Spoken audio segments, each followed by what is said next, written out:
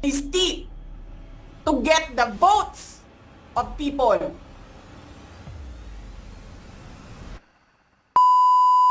Ina ninyong lahat.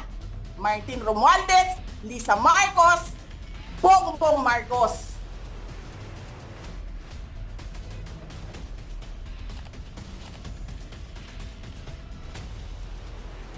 Ginigit-git nyo yung mga tao ko dyan sa envelope na yan. Lisa Marcos, naalala mo?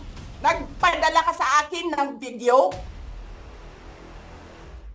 Sinabihan mo ako saan kukunin ang pera.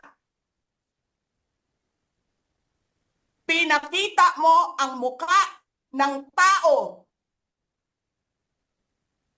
doon